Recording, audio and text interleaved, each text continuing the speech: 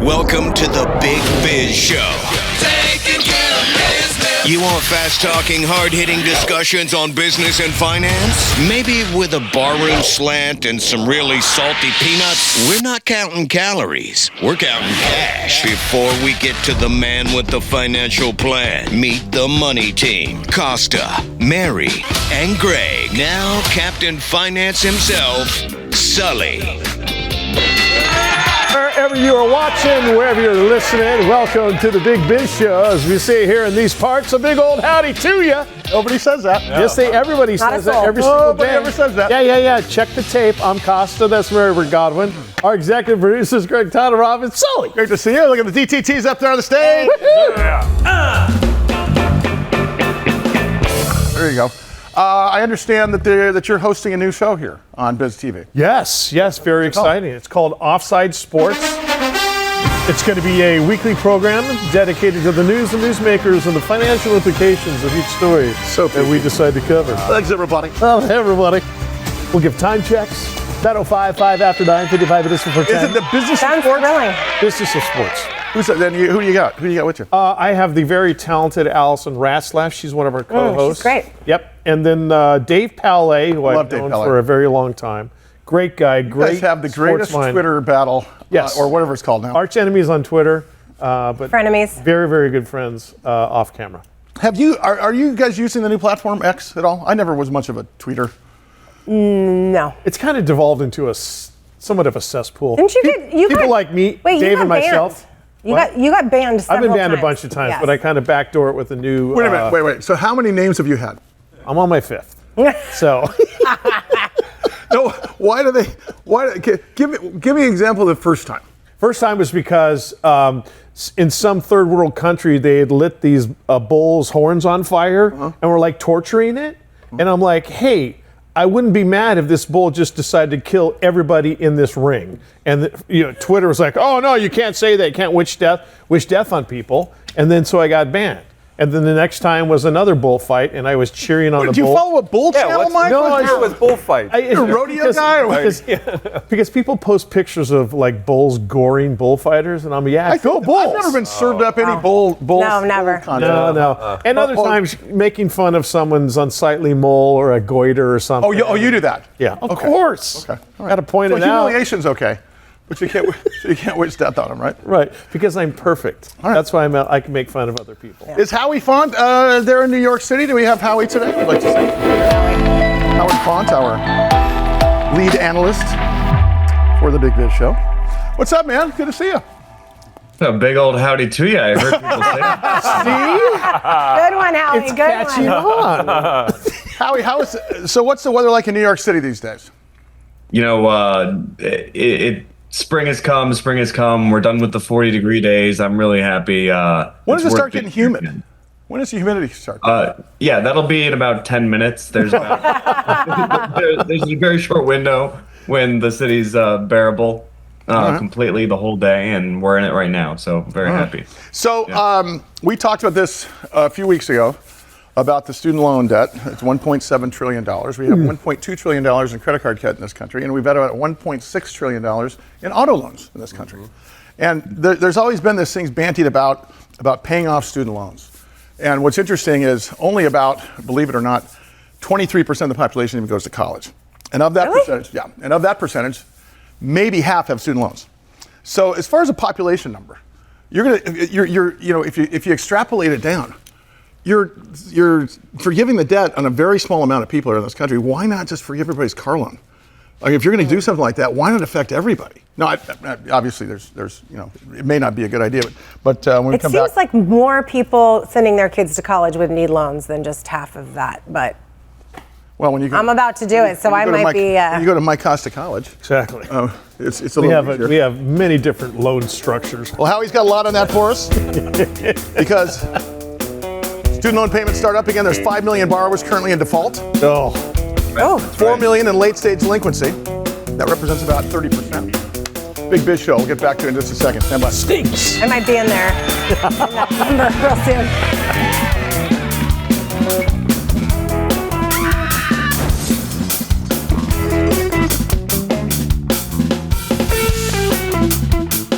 Over 175 countries and all the ships at sea. We are heard on the American Forces Network as always.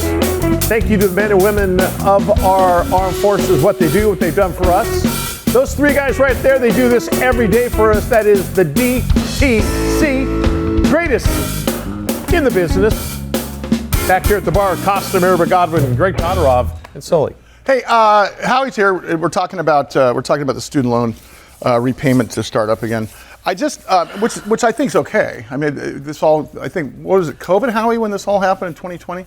That's right. One of the things that the federal government did to give relief, they did the PPP loans, everyone got checks, but one of the things they did was if you had your loans with the federal government, you didn't have to pay those and interest was paused. So interest started accumulating, I think, almost 2 years ago now. And now the federal government via the Department of Education is saying, hey, we've given you 5 years. That was terrible, but you do have to start paying this back and now are going to start forcing collections. Now, is that the end of the road for forgiveness? So the forgiveness has been done. We forgave you, have to make payments for 5 years, and now we're back. Yeah, so your loans weren't forgiven, they were just frozen. Right. So for a long time you didn't have interest accumulating and you didn't have to make payments, so people kind of ignored it. Yeah. Now they can't ignore it anymore. There's no path to all-out forgiveness of the 1.7, like we said, $1 trillion in student loan debt. That's not politically viable, not happening. So this affects 9 million people that are either already in default or 90 days delinquent. And the government is just saying, we're going to take everything, Social Security, any settlements, and then we'll start garnishing wages. And who's collecting? Do they have a henchman that's doing this? Is there? They have a probably hated group of people called the Treasury Offset Program that kind of handles this, their defaults team, so to speak. Well, it's kind of like if you had 5 years and you knew it was coming.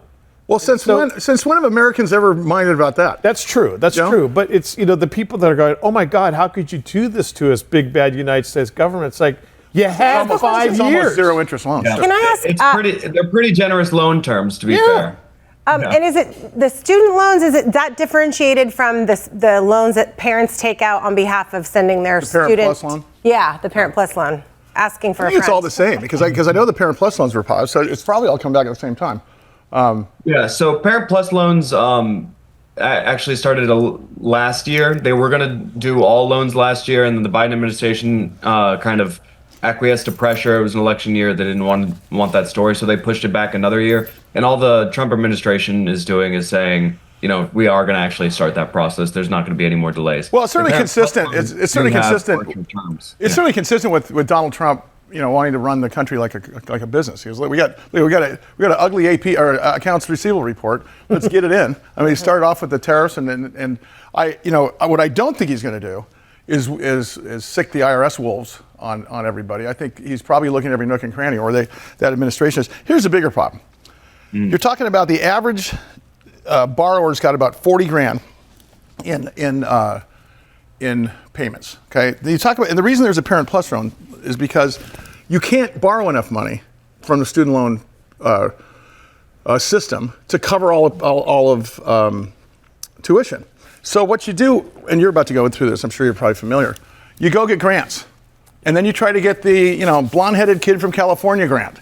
Like every college has an endowment. Yeah. And look at guys that play guitar with their left hand grant. I mean, there's a million of them. I mean, you can chalk up $5-6 grand a year in that, but then you got to add the loans and the Parent Plus.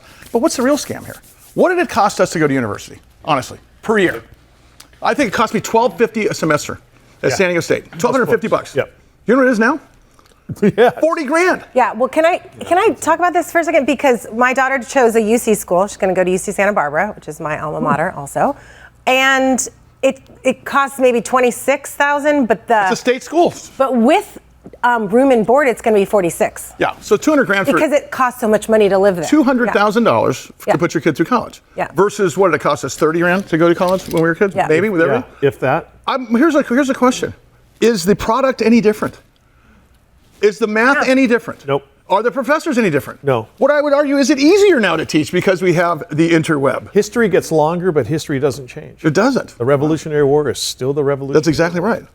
My favorite teacher was a guy named Dr. James Atte. He would used to sit there and talk about Western Civ and like tell you a story. It was the greatest thing ever. He would like sit there, be like at a campfire, telling you a story of history. That's how you learn. That's the way to do it. That's how you learn. But I would just say, why in the world? You look at Harvard University. Harvard University, who's taking action against the Trump administration for a number of things, has $41 billion in its endowment. $41 billion. Poor people. You know how much it costs to go to Harvard? You're closing in on $300,000. Yes. Yeah. And anyone who makes under 200,000 doesn't have to pay tuition. Right. It just instilled that. So the bottom line hear is that? That's brand new. They had Isn't to there a- have, Yeah. they had to have $44 billion just to could've afford gone to that. Harvard. Well, I mean, the emphasis is on the wrong syllable. Why are we getting the borrowers instead of getting the colleges? Did you guys consider, here in California, I'm not sure if this is the rest of the country, the UC system has a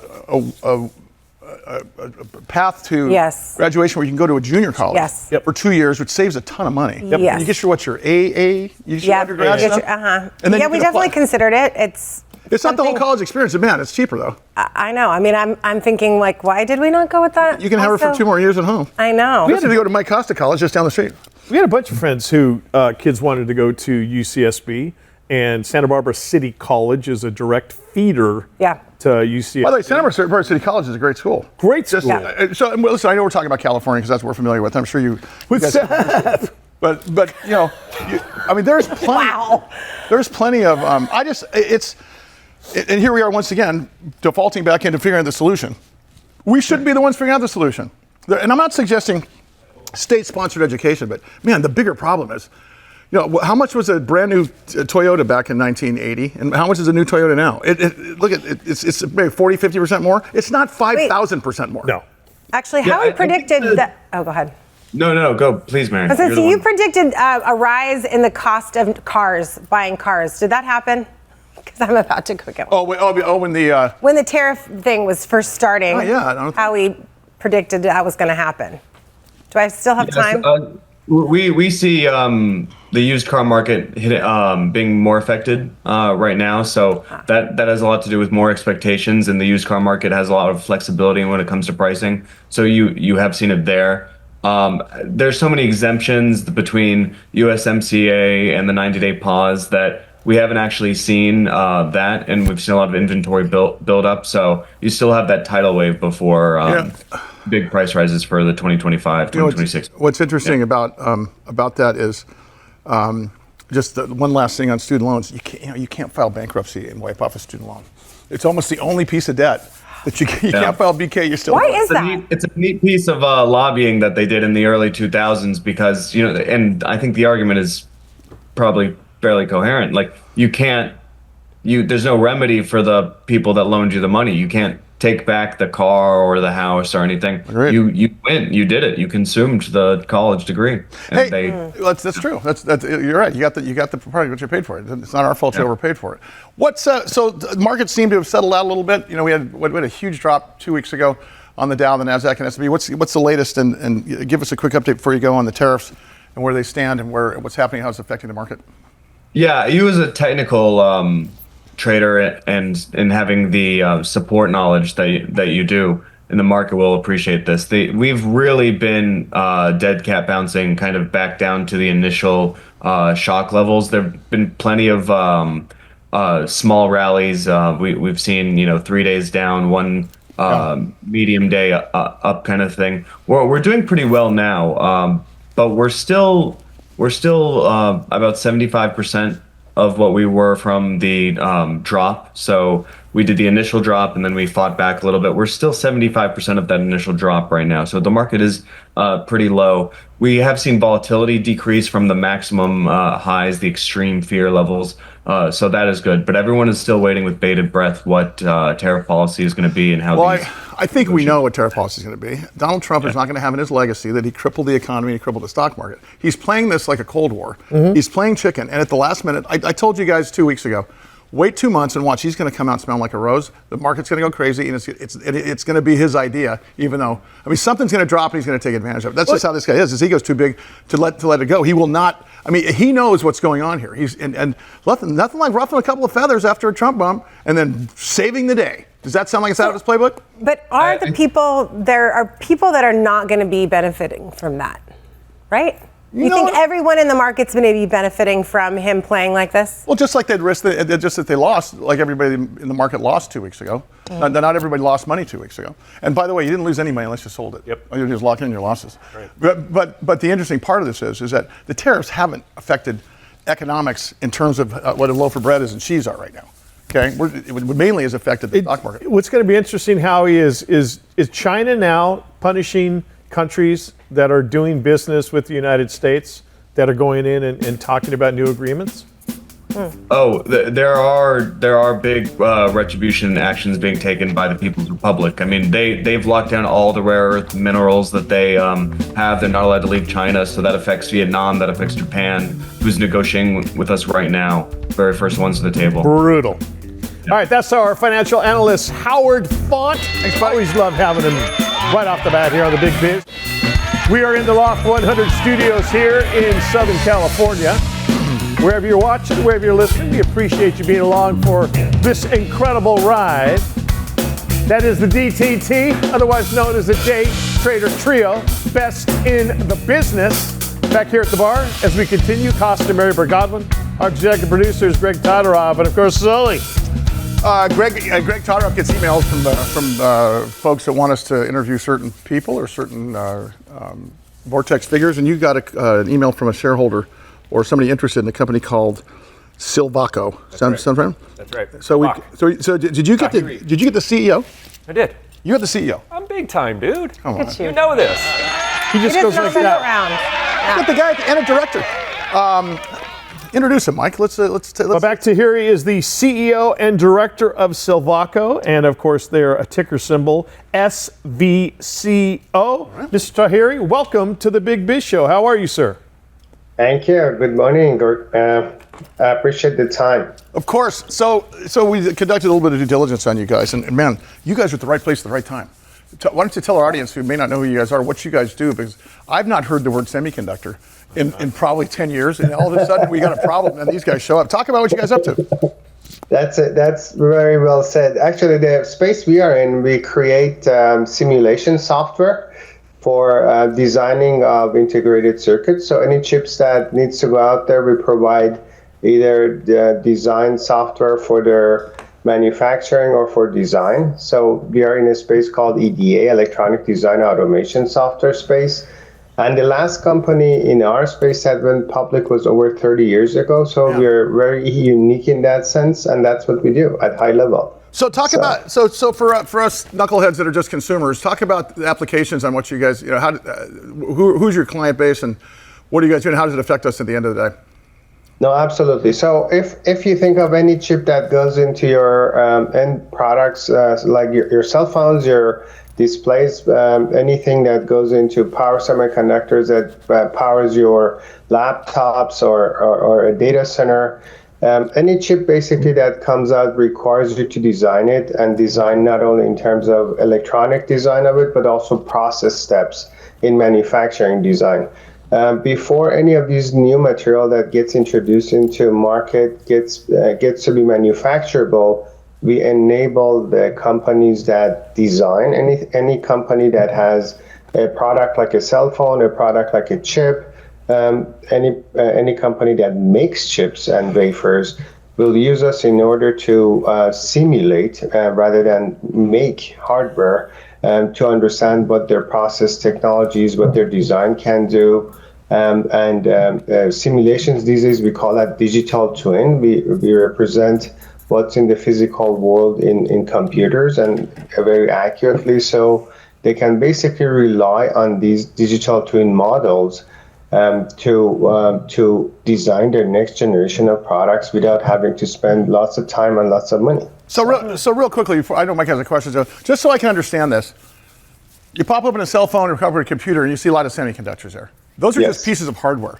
You guys Yes. are the infrastructure that runs that stuff, right? Is that about how that works? Is that because semiconductor is semiconductor, but it's got to have a design in there so that there's efficiency, and then it needs to, if I push the number one button, the number one button's got to light up, right? Yeah, absolutely. So if you look at, we are the infrastructure that enables the chip designs. Let's put it this way. You saw the guy in the fab holding a wafer just a moment ago. To make that wafer, we have to be able to actually model every thousands of steps that goes in like a memory device wafer to be able to tell them how that works. Yeah. Babak Taheri is the CEO director of Silvaco. Ticker symbol is SVCO. Please stop saying the word chips because I'm starving. Right, not to mention wafers. Wafers and chips. Wafers got chips. Babak, how competitive is this arena that you're in? Is it just a very few who are doing it, or is there a lot of people out there and the strongest is going to survive or has survived? Yeah, so you'll find out that there's a lot of consolidation in the EDA market. It's about roughly $17 billion market that a handful of companies address. As I mentioned, very coveted space, very hard to get into, and getting to a company to a level in which they can go public and compete in that market is very difficult. So that's the space we are in, and I would say if you have just one hand, there are only 5 of us in that space that are addressing this whole market, and it's very competitive. Each of us focus on our own strengths and segments of the market we can address. And recently we've added as a new space, what I call a green space, that we use artificial intelligence in order to be able to help manufacturing. So EDA tools for the past 40 years have worked on designing of chips. I shouldn't say the word chips, semiconductors. Chips. So we are helping them now manufacture it as well. Hey, Babak, can you talk about your first acquisition as a public company, Cadence's process proximity compensation product line? That's a mouthful. Can you talk about that a little bit? Oh, absolutely. As if you think of our space, as I mentioned, there are 5 companies: Cadence, Synopsys, Siemens Electronics, Ansys, and us. We are the players in that market. And as a matter of fact, Cadence had a technology that they were trying to get out of that technology because it's not their focus area. It is our focus area. And not only them, but also their customers found out that the best partner to move this forward and have a roadmap that coincides and overlaps with our product can actually take this next level for this product. So that's the acquisition. But basically, to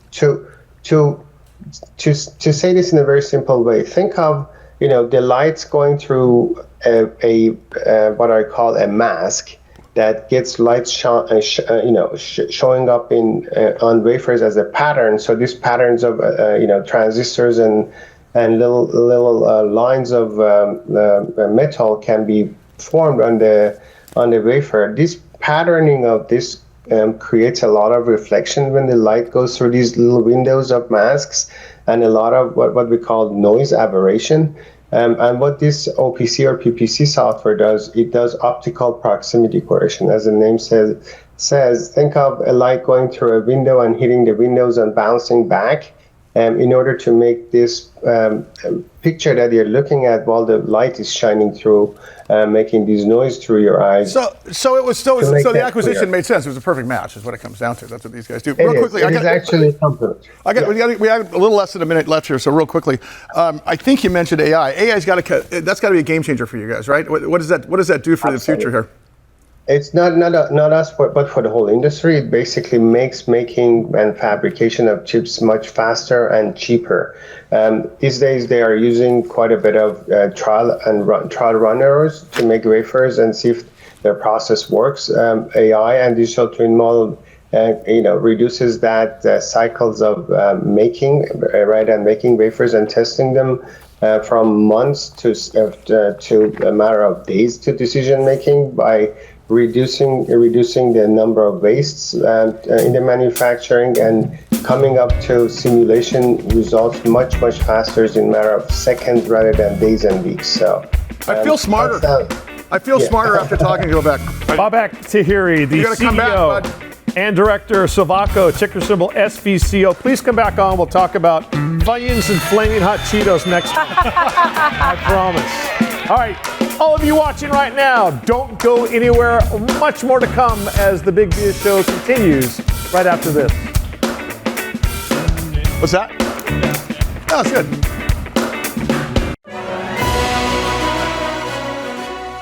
Loft 100 Studios, The Big Biz Show, our affiliates, and our hosts are not registered investment advisors or broker-dealers. Our show hosts make no commitment that the purchase of securities of companies profiled or otherwise mentioned in our programming are suitable or advisable for any persons, or that investment in such securities would be profitable in general. Given the nature of our company's profile and the lack of an active trading market for their securities, and investing is highly speculative and carries a high degree of risk. We profile selected publicly traded and privately held companies on our program. Most of these companies that we profile have provided compensation to Loft 100 Studios and its host for the profile coverage. 3, 2, 1. From time to time, we sell shares of the companies profiled in the open market that we receive as compensation for coverage of client companies. But never sell stock if we are speaking about, interviewing, or covering a public company who has paid compensation.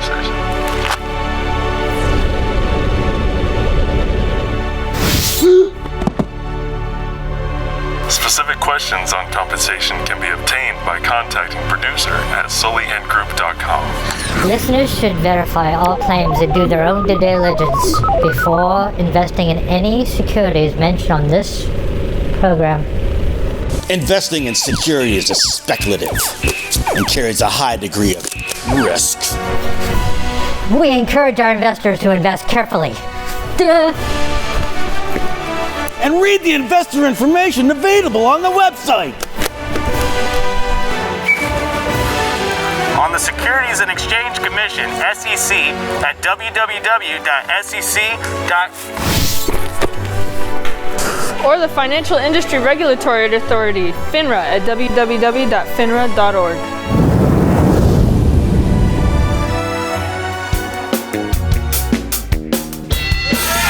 Big Biz Show rolls on inside the Loft 100 Studios. Wherever you are, wherever you're watching, we appreciate you being along for the ride. That is the Day Trader Trio, DTT. Greatest ever back here at the bar. It's Costa. It's Mary Bird Godwin. It's our executive producer, Greg Todorov. And of course, Sully. What's up? Look who we have here. Our good buddy, Dan Negroni. He's looking good. Looking good, man. Looking sharp. You were almost on the cover of Men's Health magazine a few years back, weren't you? Didn't you? Wish. Really? Yes, I did apply for that, and I was dinged. Have you seen? Their loss is what I say. That's right. This is 60, not so bad, right? Right. I've seen you with a shirt off. I'd like to look that when I was 20. If you don't know Dan was our millennial expert for in the very beginning. I've graduated to Gen Z. Gen Z now. Yeah. What are they? We're still trying to figure out what the next one is, right? They Alpha. start out- Alpha.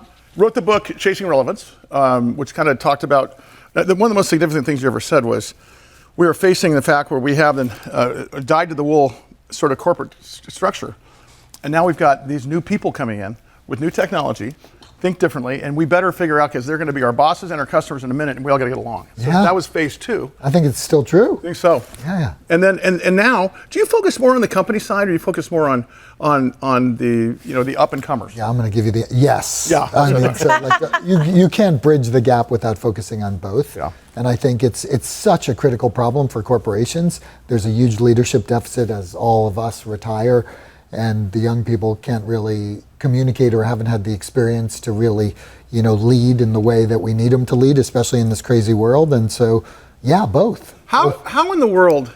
So when I think in terms of, look at we're in the technology era. The word iPhone wasn't in our lexicon 16 years ago, and now it's everything to us, or it's mobile phones. And now we have these people that, like our kids are 30 years old now. They're starting to climb the ladder. They're going to middle management, and pretty soon, they're going to be running these companies. Oh yeah, if not now. What's it going to look like, in your opinion, if you do your job right and get everybody to get along in the next 20 years? I mean, right, Nirvana, I guess if they all get along, but that's not going to happen. No. I think, it just gets, if you think of it this way, today is the slowest day you'll ever live. Yeah. Right? And it just gets faster and faster and faster. And our kids are exposed to information without experience, and so they grow up with a very warped sense of confidence and that everything's rosy, and you look at Instagram and it all looks great, and why do I suck so bad?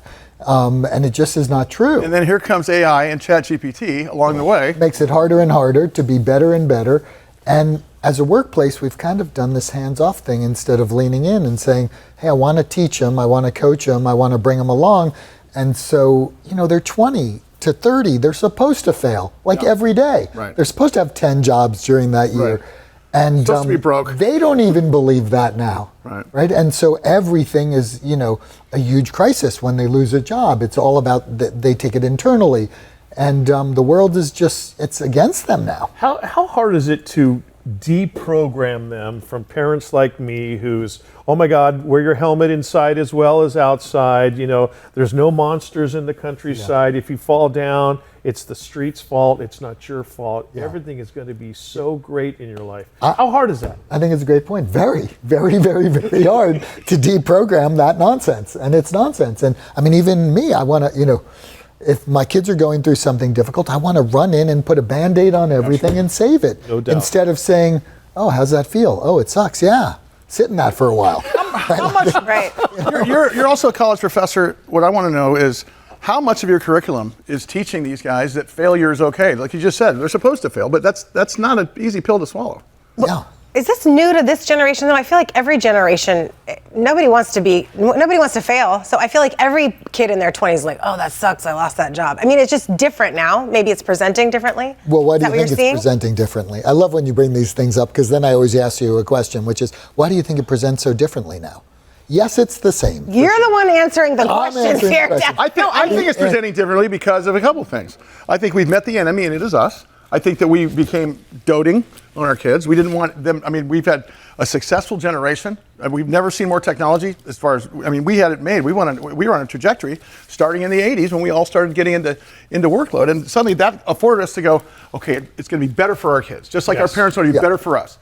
And it's not. And technology has really changed it. I think everything is aware. You can see everything. You can get it in an instance. And you are exposed to everything, even if you don't understand it. And it makes you think, I use a technical term here, you suck. Yeah. And you don't. Right. You're awesome. No, you're supposed to be. Failing is learning. So how much of so when you talk about your curriculum, but like for this. Yeah, so curriculum is really interesting. I was just talking to my boss, who's the head of the department, and saying we need to do things differently because these kids are not kids. I shouldn't say that. Right. The smart students are not graduating with what they need to succeed, and they're presenting themselves to the workplace as if they suck, and they don't. Right. And we got to figure out how to bridge the gap. So what do they need to succeed? What are they not? You mean in college they're not learning it? Yeah, I think it's a two-way street. They need to have the confidence to be able to articulate their value, how to ask questions, how to show up and not be scared of failing. And we need to be able to lean in and say, this is part of it. You're going to learn, you're going to grow, and I got your back and I'm going to teach you. So let's do this together. And let's figure out how to work together. Yeah. It reminds me of the grading system when we were in college. And if I got a C or a D on a paper, I knew exactly why. I knew why. I didn't. Totally. It wasn't I didn't suck. Is I didn't apply myself and do what I was supposed to do. What does that look like now when you see a kid who has a ton of potential but isn't doing Look, I focus on performance. Yeah. And I think that's what businesses have to focus on is, are they performing at their best? Where are they in their world? And are they doing what we're telling them to do it? And are they expressing themselves? And so I do think it's a little bit different for all kids. The way my kids grew up, it's very different than the way my students present themselves. But are you having to be more gentle than my Western Civ teacher in college who said, hey, should have studied more last night, get out of my office? Are you having to cradle them a little bit more? Gentle is not an adjective I would use to describe me. No, I know you well. I'd like to see you in the However, empathetic and thoughtful And what are you going to learn from this? So if you do, you should have done it this way and you haven't, what'd you learn from not doing it? See, that's a different, different story. Yeah. See, here's Dan's personality, or Dan's brand when I met him. If Mike Costa says, hey, Dan, does this shirt make you look fat? Dan will say, no, your face does. So get to work. Usually I just say, what do you think? Yeah. Got a mirror? Got a mirror, Mike Costa? Crack. Before I let you out of here, we got to talk about confidence, building confidence. That's part of your job, right? Yeah. Well, I think so. It's part of all of our jobs is to help those people around us. And I mean, I don't want to sound soft, but let's be kind. Yeah. Let's help. Let's bring people up. Let's do the right thing to help people grow and be better so they can help the world grow and be better. It's pretty simple. Is there any, I remember when you have the light in your eyes when you come out there and you think you know everything and get out of college and it's a whole new world. Are these guys walking into that, or are they walking into business, into workplace with some trepidation? I mean, I think it's like everything. You have some of those, and you're like, really? Not so shiny, not so bright. Maybe not, but you get all kinds. Daniel, always a pleasure. I know the great part is that he stopped by here on his way to teach class. To teach, I'm teaching today. We get the preview stuff. Good. Dan Negroni, speaker, CEO, coach, consultant, chief launch officer, also Professor DanNegroni.com, author of Chasing Relevance, 6 Steps to Understand, Engage, and Maximize Next Generation Leaders in the Workplace. I want video footage. All right, keep it here. Lots more to come on the Big Biz Show. Don't go anywhere.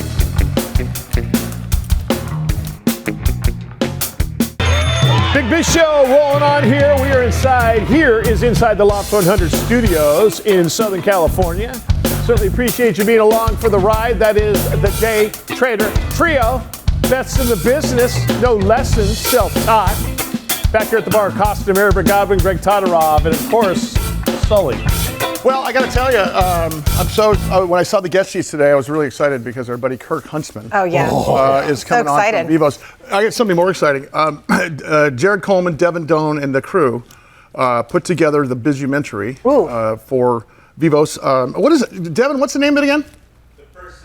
The First Symptom is what it's called. I don't know if we have any preview stuff that we can show here, but I know that Kirk's given us the thumbs up to go in and air it, and it's going to be airing a few times a week on Biz TV here for the next several months. Are you starring in it? Oh, yes. Nice. So anyway, I present to you our good buddy, Kirk Huntsman. How are you, bud? Welcome back. Hey, doing good. Isn't that a great story? I mean, you can watch that thing like a movie. It's really emotional too. It's pretty good. Yeah, it's really good. Well done. Well done. The team there just did an amazing job. I thought we had some great guests on there, some expert, from all across the country. It was great. Well, great. What it does is I remember the first time you're on the air with us, and there was this kind of sobering realization when you were done going, oh, crap, because it affects so many people. And we're talking about obstructive sleep apnea. And the silent killer is what we called it in the very beginning. And on that way, so much so that Mike Costa reached out and said, hey, I want to try this. How's that go? So what are you, 2 months in now, month and a half in? No, a little over 2 months. And proudly say that I wake up every single morning, and the first thing I say to my beautiful wife is, did I snore? And she goes, nope.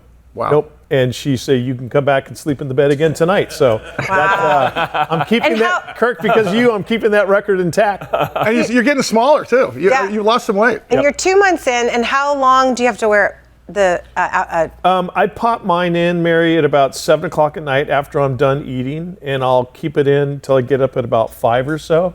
But I take it with me, so if I have like a long drive in the car or something. If you're not talking, you can pop it in. Yeah, pretty much, exactly. And how many months do you have to do it? Kirk, would look about between 9 and 12 months, depending on the amount of time. 9 to 12 months. Yeah, that's about right. So listen, Kirk, a couple things here. I want to get to a really great news that you guys put out just a few days ago. But before that, just for folks that haven't seen it before, let's talk about the device that the space that you are in is in sort of the biotech, biopharma, biodevice space there. But you guys are taking obstructive sleep apnea straight on, and you're doing it with a mouth appliance. Yeah. So, look, the challenge with obstructive sleep apnea has always been that the medical community has just not had a very good solution. It's a very mechanistic type solution in CPAP. It's basically they blow continuous positive airway pressure. That's what CPAP is. They blow that into your system, and basically like a bicycle tire, they hold your that pressure holds open your airway. Well, nobody wants to wear a Darth Vader mask. And were you complying? Did you try, Mike? I think Mike told us that his Darth Vader mask and his whole setup was, catching dust on a shelf or under his bed somewhere, right? Well, Mike, how long did you last with that? How long did you last with that thing when you first put the CPAP on? Maybe 4 months. 4 months, and there was this. I couldn't. You'd wake up either strangled by the pipe that the air was coming through, or it would be over here on the side of your face, and your mouth would be so dry. And then don't even talk about taking it on the road or on vacation because you've got. It looks like you got a bomb with you. Thank you. Yeah. Hey, Kirk. So and this device is. You use a dentist actually to go to kind of go to the last inch solution for the customer is a dentist. You see some footage here of Mike meeting with his dentist, and they take several. They take an MRI. They take 1,000 pictures of you, and it goes back to the magic box back there at Vivos, and they come up with a treatment plan. And what is really interesting is this mechanically, if you put it in your mouth. It actually, depending on who the patient is, it'll expand your palate. It'll open your airway. It's a biophysical device. It's changing your anatomy a bit, and it's doing so well that people are not having to wear these CPAPs or anything else forever. So you go through this, and it's not uncomfortable, right? You're not losing sleep. No, not at all. And again, for me, obviously, waking up every morning is always a plus. But also the fact that my wife is sleeping soundly and not elbowing me and not just sitting up in the middle of the night, flabbergasted because the whale next to her is snoring away. So again, Kirk and Vivos, and I will say this till the end of time, gave me my sleep and somewhat of my life back. Maybe saved your life. Well, yes. I think it's cool too that you don't have to. The CPAP, it's forever. It's not fixing anything, but this is actually fixing the problem. Yes. And then after 12 months, right, you're gonna have it fixed forever. Hey, Kirk, so speaking of fixing the problem, let's talk about your acquisition, because this is a brilliant sort of, you're not just making devices and selling them to individuals. Now you guys are creating another business model within here. Talk about what you guys did. Yeah, so originally, because we had an oral appliance device that was needed to have a dentist involved, our channel of distribution was through the dental community. We trained up a bunch of dentists. We had over 2,000 dentists across the United States trained to do this.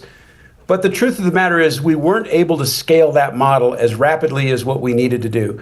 And in November of 2023, we got an FDA clearance, the only one in the world, to treat severe sleep apnea.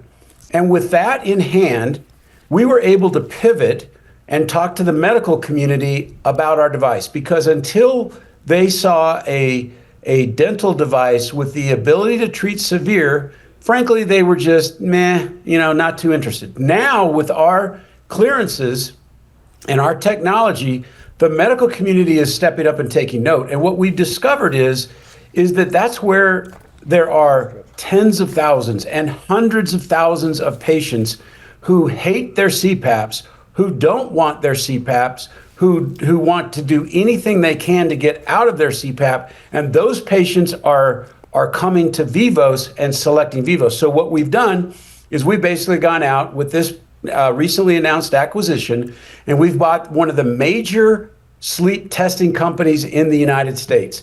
They have 50 beds. They're independent, so they cater to 37 different hospitals, and they see over 3,000 new patients a month, almost 6,000 patient visits a month overall. Man. And all of these people are out there on CPAP, or they're just freshly diagnosed as having sleep apnea, and they're asking the question, is there anything else besides CPAP? Well, now we can step up and get in that dialogue and conversation to say, yes, you have an option. And that option is to go about a year in an oral appliance device that will fix this problem, potentially fix this problem for the rest of your life. It's interesting, as a shareholder, and person interested in the company, what I'm saying is, that's great for all the people but I'm looking at a new distribution and marketing model here. This is a new cash funnel.